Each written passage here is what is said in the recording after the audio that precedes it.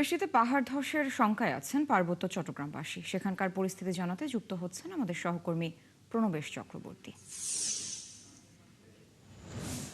প্রণবেশ, ঝুঁকিপূর্ণভাবে যারা পাহাড়ে বসবাস করছে তাদের বিষয়ে কি কোনো সিদ্ধান্ত নিয়েছে কিনা প্রশাসন? আমাদের একটু বিস্তারিত জানাবেন এই বিষয়ে।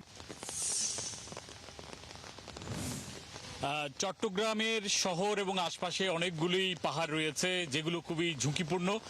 সেখানে যারা নিম্ন আয়ের মানুষ তারা এখানে বসবাস করে, বিশেষ করে রিক্সা চালক, ট্যাক্সি চালক থেকে শুরু করে গার্মেন্টস কর্মী, এর যারা কম আয়ের মানুষ, দরিদ্র মানুষ, তারা এই পাহাড়গুলোতে ঝুঁকি নিয়ে বসবাস করে।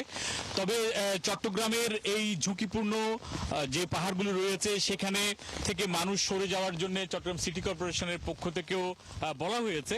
তবে অন্যান্য সময় বর্ষা আসলে যেরকম তোড়জোড় দেখা যায় সেটি কম পরিলক্ষিত হচ্ছে। তবে তারা সতর্কতামূলক নোটিশ করেছে, জেলা প্রশাসনের পক্ষ থেকেও সতর্কতামূলক নোটিশ করা হয়েছে। তবে অন্যান্য বছর আমরা যেরকম তৎপরতা দেখতাম সেটার কিছু ঘাটতি দেখা যাচ্ছে।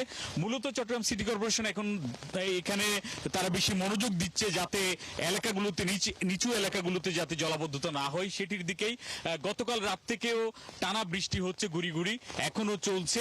আমরা যতটুকু খবর নিয়েছি যে দুপুর 12টা পর্যন্ত 24 ঘন্টায় পতেঙ্গা যে আবহাওয়া অফিস রয়েছে তাদের রিপোর্ট অনুযায়ী 128.2 মিলিমিটার বৃষ্টিপাত হয়েছে। আর চট্টগ্রামে আরো একটি আবহাওয়া অফিস রয়েছে, সেটি হচ্ছে আমবাগান আবহাওয়া অফিস। তারা যে হিসেব দিচ্ছে, তারা বলছে তাদের হিসেব অনুযায়ী দুপুর 12টা পর্যন্ত এখানে প্রায় 80 মিলিমিটারের মতো বৃষ্টিপাত হয়েছে। তবে এখনো পর্যন্ত চট্টগ্রামের শহর বা আশপাশে যে নিম্নাঞ্চল রয়েছে সেখানে কোনো ধরনের পানি উঠেনি। তবে পাহাড়ে যেহেতু অনেক মানুষ থাকে এবং এখানে অনেক পাহাড় কেটে বসতি স্থাপন করা হয়েছে অনেক জায়গায়, ফলে এই পাহাড়গুলো ধসের বিভিন্ন সময় প্রতি বছরে আমরা মৃত্যুর যে ঘটনাগুলো দেখি, এবারও সেরকম ঘটতে পারে বলে যারা পাহাড় কিংবা পরিবেশ সচেতন মানুষ রয়েছেন তারা আশঙ্কা করছেন। ফলে এখানে জেলা প্রশাসন এবং সিটি কর্পোরেশনে আরো বেশি মনোযোগী হওয়ার আহ্বানও তারা জানিয়েছেন, যাতে তারা সরে যায়, পাহাড়ে যারা ঝুঁকিপূর্ণভাবে বসবাস করছে সেই রকম ব্যবস্থা যাতে রাখা হয় সেটির আহ্বান জানিয়েছে যারা পরিবেশ নিয়ে কাজ করেন সেই সব সংগঠনগুলো।